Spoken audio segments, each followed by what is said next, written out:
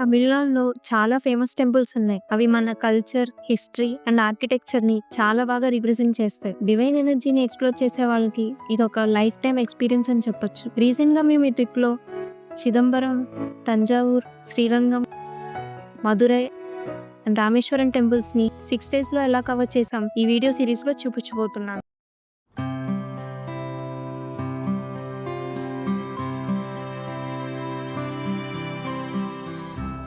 Firstly మేము హైదరాబాద్ చర్లపల్లి నుంచి చెన్నైకి ట్రైన్‌లో స్టార్ట్ అయ్యాం. చెన్నై రీచ్ అయ్యాక ఆల్మోస్ట్ 2 అవర్స్ గ్యాప్ వచ్చింది. నెక్స్ట్ చిదంబరం ట్రైన్ ఎక్కేసి ఆఫ్టర్‌నూన్ 12 కల్లా చిదంబరం రీచ్ అయ్యాం. సో అఫీషియల్‌గా మా జర్నీ డే 1 చిదంబరంలో స్టార్ట్ అయింది. టెంపుల్‌కి వెరీ నియర్‌లో రూమ్ తీసుకొని ఫ్రెష్ అయ్యి లంచ్ చేసాం. బట్ మేము రీచ్ అయ్యే టైంకి టెంపుల్ ఆల్రెడీ క్లోజ్డ్‌లో ఉంది. సో టైం వేస్ట్ చేయకుండా అరౌండ్ 15 కిలోమీటర్స్ డిస్టెన్స్‌లో ఉన్న పిచ్చవరం మ్యాంగ్రోవ్ ఫారెస్ట్‌కి 2:30 కల్లా స్టార్ట్ అయ్యాం.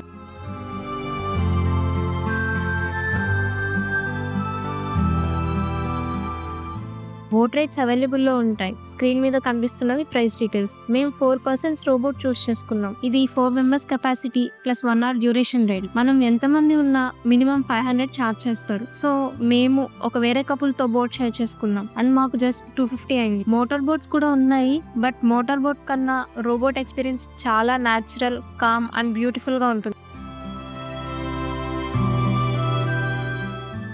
ఈ పిచ్చవరం మ్యాంగ్రోవ్ ఫారెస్ట్ చాలా స్పెషల్ ప్లేస్. వరల్డ్ లో సెకండ్ లార్జెస్ట్ మ్యాంగ్రోవ్ ఫారెస్ట్ ఇది. Around 240+ acres area and 50+ small islands spread అయి ఉన్నాయి. ఆల్మోస్ట్ 4000 చిన్న అండ్ పెద్ద వాటర్ రూట్స్ ఉన్నాయి. ఫుల్ గా ఎక్స్ప్లోర్ చేయాలంటే 1 మంత్ కూడా సరిపోదని అంటారు.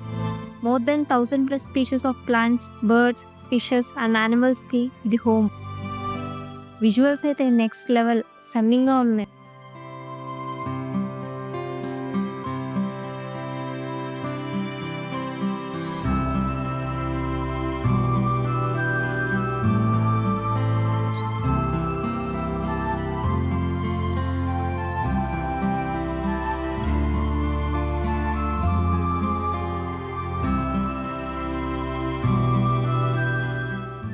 బట్ సాడ్ పార్ట్ ఏంటంటే మనల్ని అంత లోపలికి తీసుకుని వెళ్ళడు. కానీ బోట్ రైడింగ్ పర్సన్కి కొంచెం ఎక్స్ట్రా మనీ ఆఫర్ చేస్తే ఇంకా లోపల రియల్ అన్టచ్డ్ ఏరియాస్లోకి తీసుకొని వెళ్తారు. ఫస్ట్లో చూసి ఏముంది ఇందులో అనుకున్నాం, కానీ బోట్లో అలా నారో క్యానల్స్లోకి వెళ్తుంటే ట్రూ బ్యూటీ రివీల్ అయింది. Full green plants, thick bushes, clean blue sky, narrow canals మధ్య రైడ్ చేస్తుంటే ఇట్ ఫెల్ట్ మ్యాజికల్. ఆ boat riding person per head 100 extra తీసుకున్నాడు. But honestly worth every rupee. వాళ్ళు చాలా బాగా ఈ ఫారెస్ట్ హిస్టరీ అండ్ స్పెషాలిటీని ఎక్స్ప్లెయిన్ చేస్తున్నారు. బట్ మాకు తమిళ్ రాదు. లక్కీగా మాతో ఉన్న కపుల్ ఇంగ్లీష్ లో ట్రాన్స్లేట్ చేసి మాకు చెప్పారు. మధ్యలో ఫొటోస్ అండ్ వీడియోస్ కోసం ఒక క్లోజ్డ్ కామ్ స్పాట్ లో 10 minutes టైం ఇచ్చారు. కొన్ని స్పాట్స్ అయితే చాలా నారోగా ఫుల్ సర్కిల్ కవర్ అయ్యి చాలా బాగుంటుంది.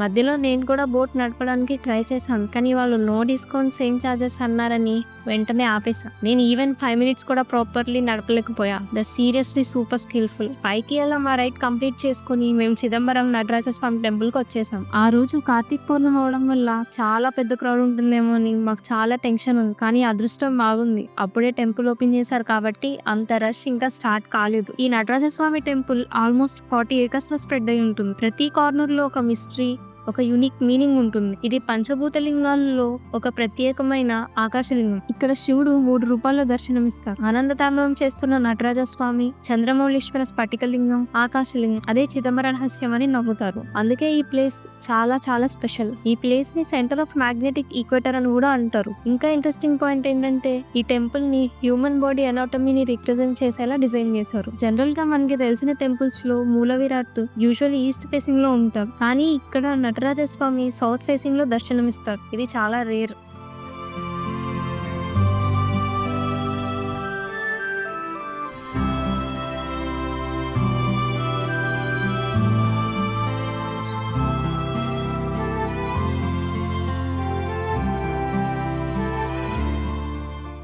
ఇక్కడ ఆకాశలింగ దర్శనం ఒక స్పెసిఫిక్ టైంలోనే జరుగుతుంది. అది కూడా కొన్ని నిమిషాలు మాత్రమే చూపిస్తారు. ఆ రోజు మాకు ఆ స్పెషల్ మూమెంట్ రాత్రి అరౌండ్ 10 to 11 మధ్య హారతి టైంలో దొరికింది. అసలు దర్శనం నిజంగా మాటల్లో చెప్పలేనంత దివ్యంగా అనిపించింది. అలా చిదంబరంలో మా రోజు ఒక అన్ఫర్గెటబుల్ స్పిరిచువల్ ఎక్స్పీరియన్స్ లాగా మారిపోయింది. డే 2లో మేము తంజావూర్, శ్రీరంగం అండ్ జంబుకేశ్వరం కవర్ చేసిన వీడియో నెక్స్ట్ వస్తుంది.